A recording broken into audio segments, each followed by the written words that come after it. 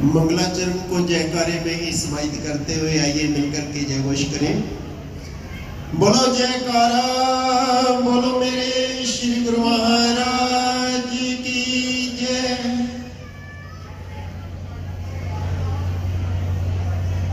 प्रत्यक्ष बने हृदय सम्राट गढ़गढ़वासी प्राणधन महाप्रभु श्री नंगली निवासी भगवान जी के पावन चरण कमलों में कोटि कोटि दंडवत प्रणाम।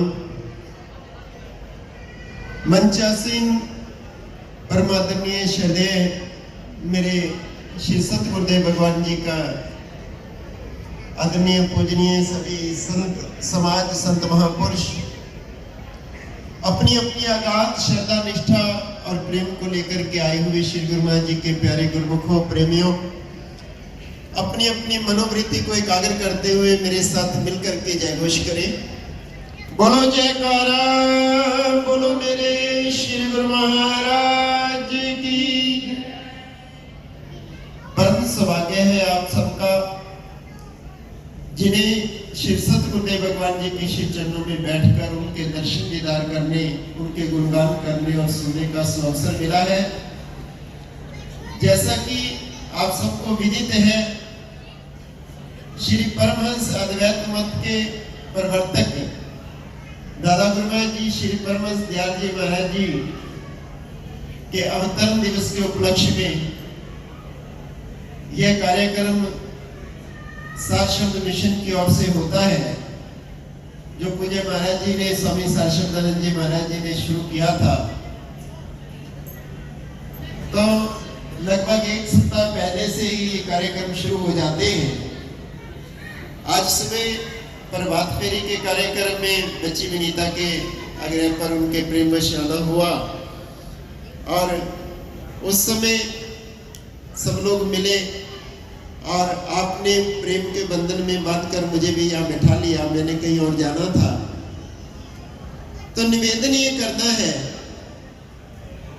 कि दादा गुरु महाराज जी जिन्हें अध्यात्म सम्राट का दर्जा प्राप्त था, वो रामनवमी के दिन इस धरा पर अवतरित हुए और उन्होंने एक ऐसी क्रांति ला दी। दादा गुरु महाराज जी और श्री नंगली निवासी भगवान जी ने मिलकर के इस धरा पर, जहां दादा गुरु महाराज जी ने राजाओं महाराजाओं को शिष्य बनाया, अध्यात्म सम्राट का दर्जा प्राप्त किया, वहीं उनके निर्देशानुसार श्री नंगली निवासी भगवान ने जन जीवन को जागृत करने के लिए नाम का डंका बजाया। हजारों साधु बना करके उनको संसार के कोने कोने में जन जीवन को जागृत करने के लिए भेजा। कली कुटिल जीवन निस्तारण को स्वामी संत स्वरूप धर के आत्म को दर्शावत मन धोए तन मन के। श्री सत गुरुदेव भगवान इस धरा पर किस लिए आए? कलयुग के जीवों का उद्धार करने के लिए, आत्म को दर्शावत मन धोए तन मन। आपके वास्तविक स्वरूप को दर्शाने के लिए कि तुम कौन हो। हम शीशे के सामने खड़े होकर के जिस रूप को देखते हैं, वास्तव में हम वही नहीं है। हमारा वास्तविक स्वरूप क्या है? मुझे एक बार श्रद्धेय स्वामी धर्मानंद जी महाराज सुना रहे थे कि पूज्य महाराज जी जलंधर में विराजमान थे और फोटोग्राफर यही थे जो सामने बैठे या कोई और थे, मुझे नहीं ध्यान है, कि जब वो बड़ा सारा कैमरा लगा करके फोटो खींचने लगे तो महाराज जी कहते हुए की कर रहे तू? कहते फोटो खींच रहे हैं। और कहते कहते अपना भी खींचे ही है।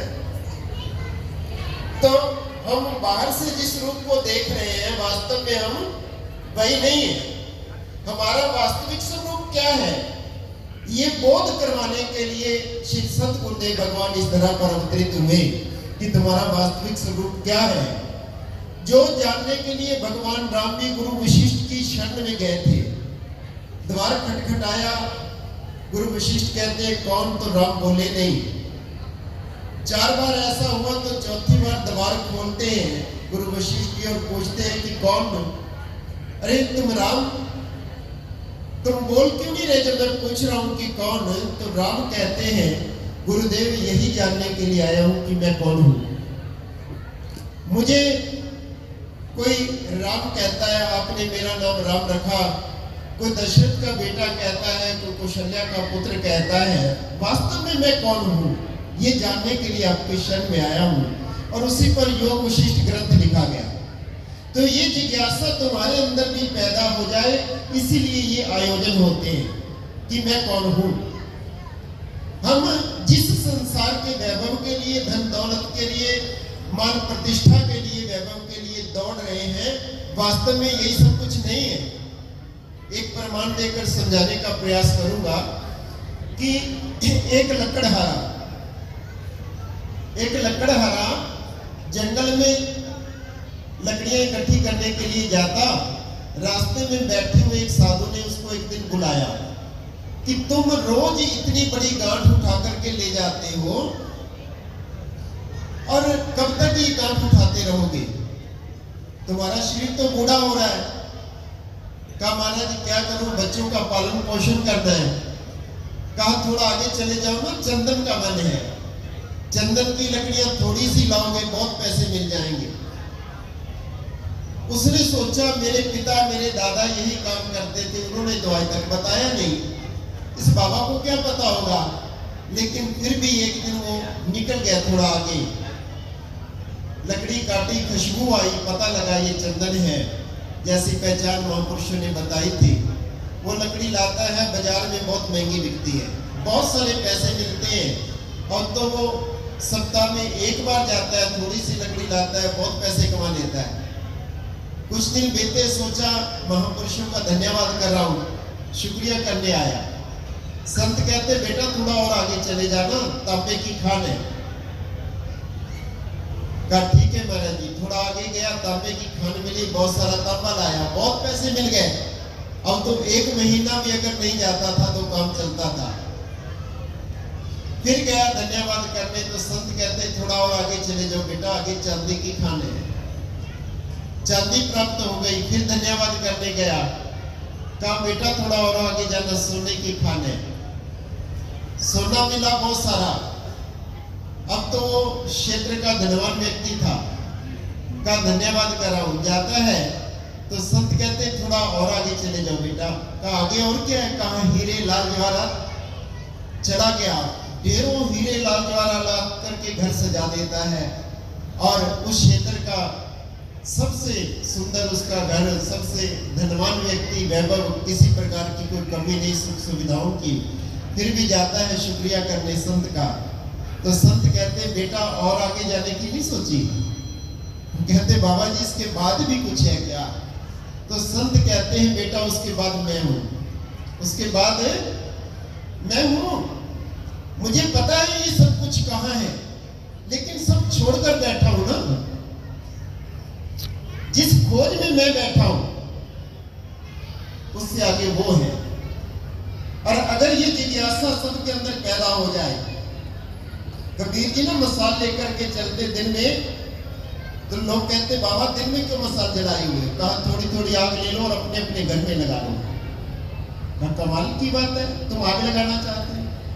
कहा प्रेम की आग तुम्हारे दिल में भी लग जाए, तुम्हारे जहन में भी वो आग लग जाए और तुम्हें जागृति आ जाए कि मैं कौन हूं और क्या करने के लिए आए हूं, ये समझ आ जाए तो बात बन जाएगी। ये प्रेम की आग सबके अंदर लगाना चाहता हूं। तो वो मेरे प्रेम के अवतार दादा गुरु महाराज जी, श्री नगली निवासी भगवान जी, वो एक ही रूप है। एक नाम ले दो काफी है, क्योंकि दादा गुरु महाराज जी ने कहा कि मुझ में और उनमें कोई भिन्न भेद नहीं है। तो बार बार सबके जयकारे लगाए, एक ही लगा दें तो उसमें सब हो जाता है।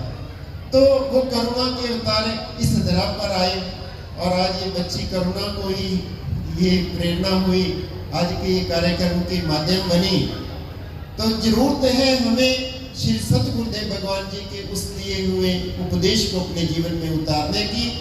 और श्री नगली निवासी भगवान के जो मुख वाक्य श्री स्वरूप दर्शन में श्रद्धेय स्वामी शारदानंद जी महाराज ने लिख दिए हैं, मैं समझता हूँ अगर उनको समझ ले, पढ़ ले, उतार ले अपने जहन में तो काफी है और कोई ग्रंथ पढ़ना बाकी नहीं रह जाता। सब ग्रंथों का निचोड़ उसमें प्रस्तुत कर दिया गया। तो उसी से हमारा जीवन सार्थक हो जाएगा। समय इजाजत नहीं देता कि मैं ज्यादा कुछ कह सकूं, क्योंकि मुझको रमेश जी ने बांध दिया है समय के अंदर। अभी तो मेरे को कह रहे थे कि आप भजन सुनाना, बहुत समय से आपने भजन नहीं सुनाया, परंतु समय की बात है, फिर कभी अवसर मिलेगा तो जरूर सुनाऊंगा। और श्री नगली दरबार की मनोरमा बहन जी तो कह रहे हैं सुनाओ, दो पैर सुना दो ना। मेरे श्री सतगुरुदेव भगवान की महिमा वैसे तो शब्दों में गाई नहीं जा सकती।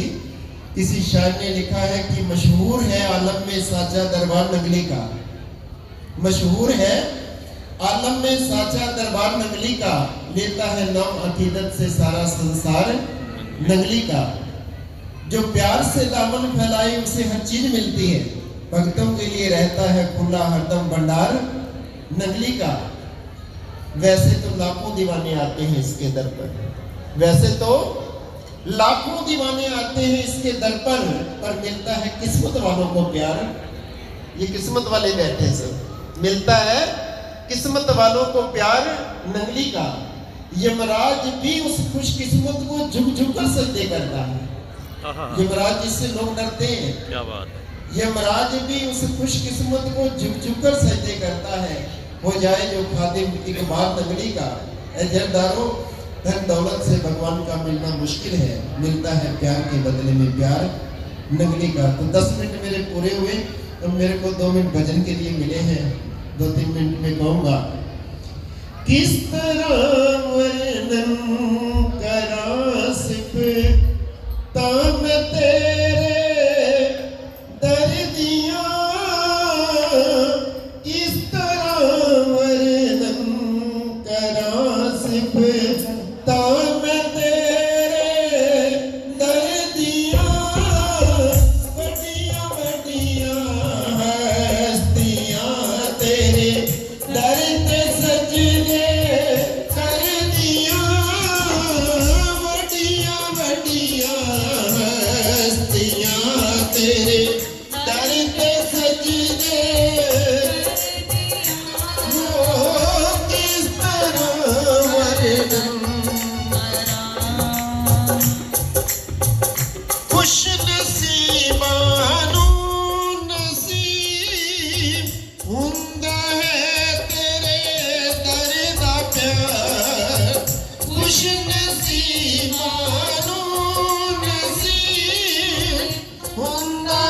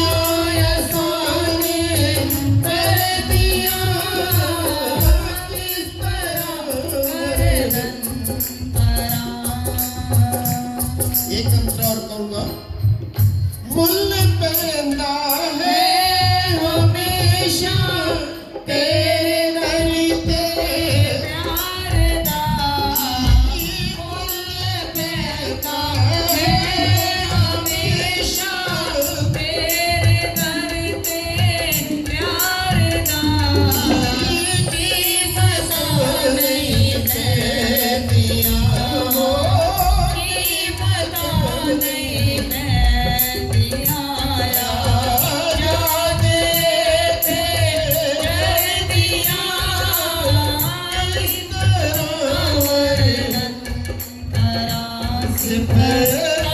मैं तेरे दर दियां वड्डियां वड्डियां हस्तियां तेरे दर ते सजदे कर दियां, किस तरह वर्णन करां, किस तरह वर्णन करां।